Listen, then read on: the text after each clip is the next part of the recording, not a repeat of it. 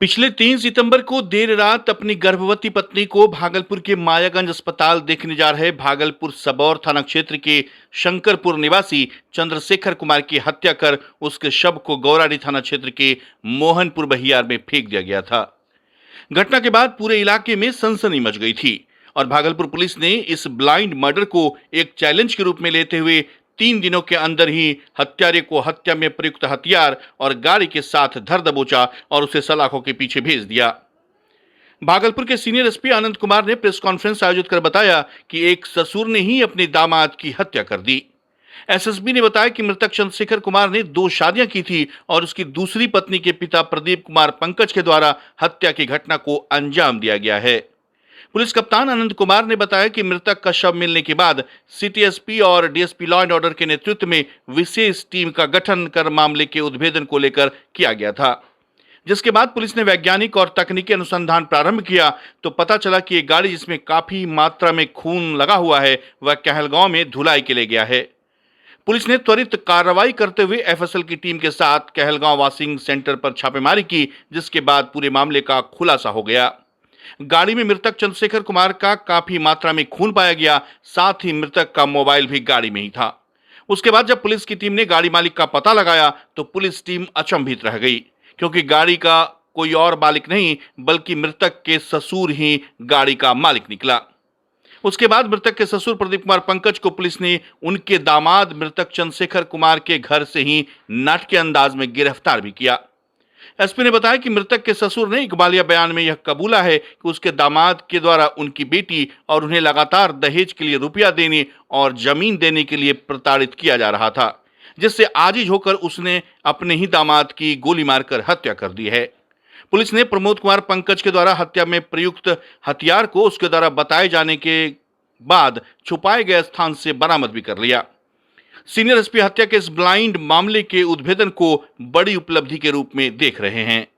Bhagalpur police के द्वारा एक बड़ी कार्रवाई की गई है। 3 दिन पहले 3 सितंबर को रात्रि में एक युवक का शव ये मोहनपुर के बरियार में चमेनिया बांध है उसके पास मिला था और वो खून से लथपथ शव था। प्रथम दृष्टया देख के लगा कि किसी ने इसकी हत्या करके और यहाँ पे बॉडी को फेंक कर चले गए। उसके बाद पुलिस अधीक्षक नगर की निगरानी में और SDPO law and order doctor Gaurav के नेतृत्व में एक टीम बनाई गई, जिसमें एसएचओ गोराडी संजय, एसएचओ सबौर विवेक और अन्य पदाधिकारीगण इसमें शामिल थे। उनके द्वारा इसके अनुसंधान प्रारंभ किया गया और अगले दिन हम लोगों को सूचना मिली कि जो गाड़ी प्रयुक्त हुई है उसको कहलगांव स्थित एक गैराज में धुलने के लिए दिया गया है और उस सूचना का सत्यापन हम लोगों ने वैज्ञानिक तरीके से भी किया और वो सूचना सही पाई गई और उसके बाद पूरी टीम एफएसएल की टीम को ले जाके वहाँ पर पूरे गाड़ी का मुआयना किया गया तो गाड़ी के सीट के अंदर से बहुत सारे ब्लड के स्टेन्स मिले और वहाँ से गाड़ी से साक्ष्य संकलित किया गया और गाड़ी में ही मृतक का जो मोबाइल था उसको भी प्राप्त किया गया। टीम ने फर्दर अनुसंधान करते हुए इसमें जिसने घटना कारित की है वह मृतक का ससुर ही था। मृतक की 2 शादियां हुई थी, जो दूसरी शादी जिससे हुई थी उसका पिता की ही वो गाड़ी थी और उसके द्वारा ही यह हत्या की गई। और उसके बाद कल शंकरपुर जो मृतक का गांव है उसी गांव से उसके ससुर की अरेस्टिंग हुई और उससे जब पूछताछ हुई तो पूरा जो मामला था वो सामने आया कि मृतक जो थे वो अपनी पत्नी को लगातार प्रताड़ित करते थे और ससुर से भी पैसे की और उनका जो ज़मीन था उसको लिखने का दबाव बना रहे थे। और इन्हीं चीज़ों से अजीज आके 3 तारीख की रात में जो प्रदीप कुमार पंकज इसके ससुर है उसके द्वारा मृतक की हत्या की गई। हत्या स्कॉर्पियो के अंदर ही की गई और गोली मारकर हत्या की गई और जो घटना में प्रयुक्त हथियार है उसकी बरामदगी हुई। जहाँ पर उसने फेंका था वहाँ से मिट्टी से सना हुआ हथियार बरामद हुआ है और जो मृतक का मोबाइल है वो उसी स्कॉर्पियो से बरामद हुआ है। पूरे घटना के अनुसंधान में हम लोगों ने करीब आधा दर्जन के करीब सीसीटीवी फुटेज का अवलोकन किया और उसके बाद वो गाड़ी चिन्हित हुई और फिर गाड़ी की पहचान हुई और फिर गाड़ी का लोकेशन पता चला कि उसको धुलने के लिए दिया गया है। उसके बाद फिर फाइनली जो मुख्य अभियुक्त था उसकी गिरफ्तारी हुई। इस प्रकार भागलपुर पुलिस ने एक जो हत्या हुई थी जिसमें ब्लाइंड मर्डर था उसका सफलतापूर्वक वैज्ञानिक साक्ष्य संकलित करते हुए उद्भेदन किया है और जो मुख्य आरोपी है उसकी गिरफ्तारी हुई है। हम लोग इस पूरे कांड में जल्द से आरोप पत्र समर्पित करके और इसमें स्पीडी ट्रायल के तहत उसमें केस चलेगा, उनको सजा दिलाने का प्रयास किया जाएगा। बच्चा जब जन्म लेता है तो कई बार बच्चा तुरंत नहीं रोता है, रोने में देर हो जाता है। ऐसे में बच्चा क्षतिग्रस्त हो जाता है और उसके बचने की संभावना कम हो जाती है और यदि बचा तो भविष्य में उसमें विकलांगता की समस्या आती है, जिसे सीपी कहते हैं, जिसका कोई माकूल इलाज नहीं है और ज़िंदगी भर बच्चा विकलांगता से जूझ सकता है। ऐसे में पूरे संसार में कूलिंग थेरेपी का सहारा लिया जाता है। जन्म से ठीक 6 घंटा के अंदर यदि उसको कूलिंग थेरेपी दिया जाए तो उससे उसका सीपी की समस्या कम होती है और बचने की भी संभावना बढ़ती है। पहली बार बिहार झारखंड में आपके शहर के स्नेह नवजात शिशु बाल सेवा केंद्र में यह मशीन उपलब्ध है। कभी भी ऐसी बात हो कि बच्चा रोने में विलम्ब हो गया तो आप स्नेह नवजात शिशु बाल सेवा केंद्र में जरूर संपर्क करें।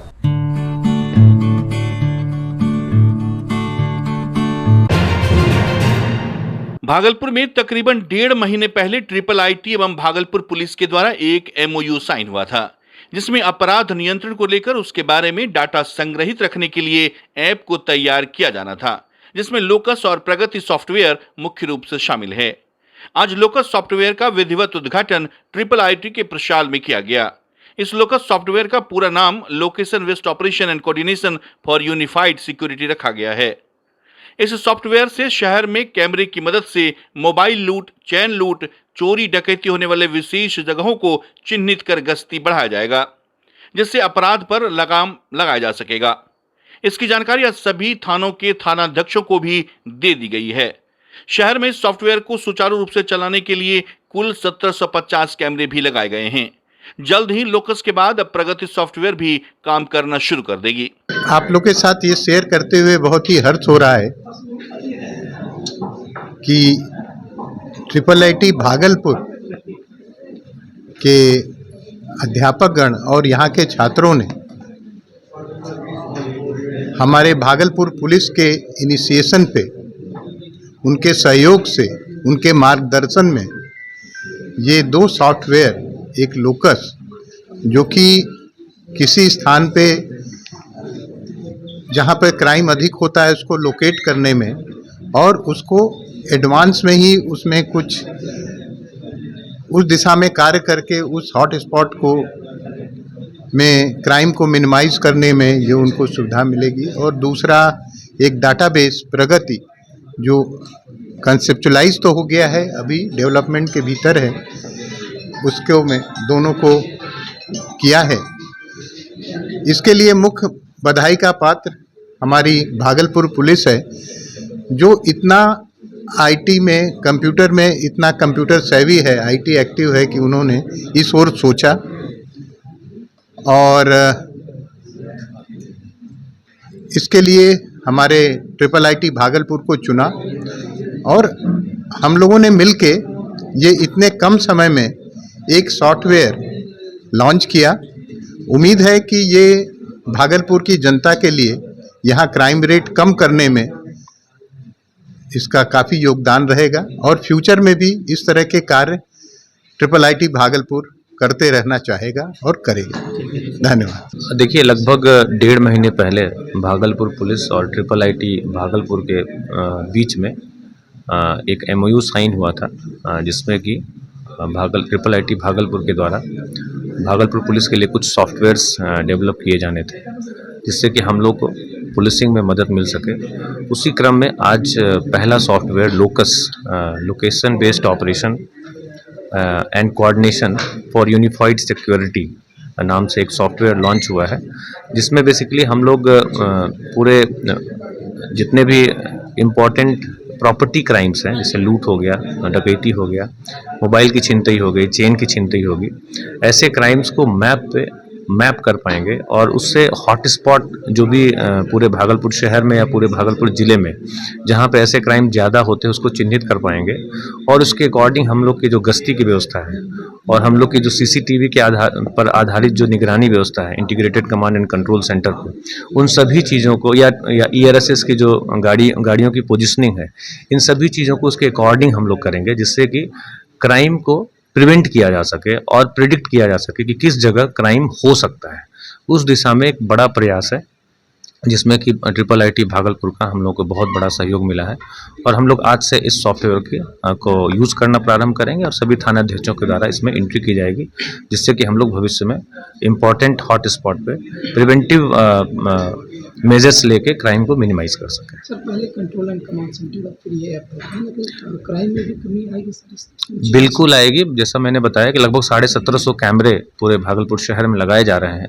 जब हॉट स्पॉट चिन्हित हो जाएगा तो वहाँ पे जो कैमरे इंस्टॉल्ड हैं उस पर हमारी विशेष निगरानी रहेगी। जो भी हमारे पुलिसकर्मी उस पूरे कमांड एंड कंट्रोल सेंटर पर कैमरे की निगरानी करेंगे उनकी विशेष नज़र वैसे स्थलों पर रहेगी जहाँ पे हॉट स्पॉट है और वहाँ पे कोई भी संदिग्ध व्यक्ति दिखता है, मोटरसाइकिल दिखती है तो उसकी सूचना तुरंत जो संबंधित पेट्रोलिंग व्हीकल है या संबंधित थाना है या जो नज़दीक का जो ERSS 112 का जो व्हीकल है उसको सूचित करेंगे जिससे कि हम लोग उस पर त्वरित कार्रवाई कर सकें। भागलपुर जिला मुख्यालय समेत ग्रामीण इलाकों में आज चेहल्लुम का पर्व मनाया गया। इस दौरान कई आकर्षक झांकियां निकाली गई। चेहल्लुम के जुलूस के दौरान युवाओं ने परंपरागत खेल का प्रदर्शन किया। जुलूस के साथ लाठी आदि लेकर युवाओं की टोली ने अपने शौर्य का भी खूब प्रदर्शन किया। इस दौरान शांतिपूर्ण माहौल में चेहल्लुम जुलूस शांतिपूर्ण व भाईचारे के साथ सुगमता से संपन्न कराने के लिए प्रशासनिक पदाधिकारी पुलिस बल के साथ जगह जगह तैनात रहे। शांति व्यवस्था बनाए रखने के लिए शांति समिति के लोगों ने भी अपना काफी अहम सहयोग दिया। सभी जुलूस अपने अपने निर्धारित समय पर निश्चित रूप से निकल गए। इस दौरान ढोल बाजों से पूरा शहर गूंज उठा। सभी रूट से आए चेहल्लुम की झांकी एक जगह जमा होकर भागलपुर के शाहजंगी में इसका पहलाम किया जाएगा। ये इमाम हुसैन की शहादत 10 मुहर्रम को हुई थी। आज 40वां दिन है, 40वां होता है हम लोग में। उन्हीं की याद में शहादत को हम लोग मना रहे हैं। आप लोगों को मालूम होना चाहिए कि मुहर्रम के वक्त जो इमाम हुसैन ने अपने 72 रिश्तेदारों के साथ करबला इराक़ में शहादत दी थी इस्लाम को बचाने के लिए। उन्हीं की याद में हम लोग मजलिस व मातम करते हैं और गम मनाते हैं। पूरे बिहार में जहां एक तरफ शराबबंदी है वहीं दूसरी ओर भागलपुर में कई शराब की बड़ी खेप पुलिस पकड़ रही है। आज फिर से एक बार पुलिस ने भारी मात्रा में 252 लीटर शराब एवं 3 युवक को गौराडी थाना क्षेत्र के मोहनिया बहियार के पास धर दबोचा है। वहीं युवक के साथ हथियार और कई मोबाइल भी मिले हैं। बताया जा रहा है कि तीनों युवक झारखंड से शराब 4 पहिया वाहन में लोड करके उसे सहरसा ले जा रहे थे। इसी दौरान पुलिस को भनक मिली कि शराब की बड़ी खेप झारखंड से सहरसा की ओर जा रही है और टीम गठित कर उसे दबोच लिया गया। गिरफ्तार युवक में मुन्ना कुमार, मोहम्मद शाहरूप और पंकज कुमार शामिल हैं। गोराडी थाने के ही मोहनपुर जो बहियार है उसी के पास ही आज सूचना मिली कि झारखंड के रास्ते एक गाड़ी से भारी मात्रा में शराब लाई जा रही है और जो गोराडी SHO हैं और SDPO लॉ एंड ऑर्डर हैं, इन लोगों की टीम वहाँ पहुँची और उन्होंने वहाँ पर चेकिंग लगाया। चेकिंग को देख के जो गाड़ी थी वो पहले ही रुक के उसमें से 4 आदमी निकल के भागने लगे और टीम के द्वारा उनको खदेड़ कर पकड़ा गया और जब गाड़ी की तलाशी ली गई तो उसमें लगभग 252 लीटर विदेशी शराब मिली है और एक पिस्टल भी बरामद हुआ है, 4 मोबाइल बरामद हुआ है और 252 लीटर शराब की बरामदगी हुई है। इस प्रकार एक बड़ी खेप भागलपुर पुलिस के द्वारा पकड़ी गई है जिसमें कि आर्म्स के साथ शराब की बरामदगी की गई है। ये झारखंड से लेके आ रहे थे और चारों लोग सहरसा के रहने वाले हैं और शराब को झारखंड से सहरसा ले जाया जा रहा था। भागलपुर में साईनाथ सेवा भक्त समिति के द्वारा श्री संकट मोचन दरबार में भव्य पूजा पाल की यात्रा व भंडारा का आयोजन किया गया। वहीं साईनाथ सेवा भक्त समिति के अध्यक्ष प्रदीप यादव ने कहा कि हम लोग पूरे विधि विधान से श्री साईनाथ बाबा की पूजा अर्चना करते हैं। उसके बाद पाल की यात्रा निकाली जाती है और शहर में भव्य भंडारा का भी आयोजन किया जाता है। बाबा के दरबार से कोई खाली हाथ नहीं जाता है। वहीं साईनाथ सेवा भक्त समिति के सचिव अरुण गुप्ता ने बताया कि हम लोग लगातार 13 वर्षों से इस पूजा को भव्य रूप देते आ रहे हैं। उम्मीद है कि आगे और भी भव्य कार्यक्रम करेंगे। साथ ही लोगों को और अधिक से अधिक इस कार्यक्रम में जोड़ा जा रहा है।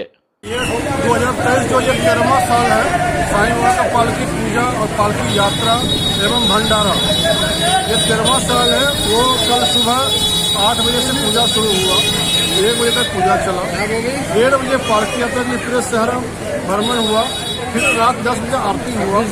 आज सुबह 10 बजे से भंडारा शुरू है, रात्रि 7-8 बजे तक भंडारा मेरा चलेगा, एकदम कंटिन्यू।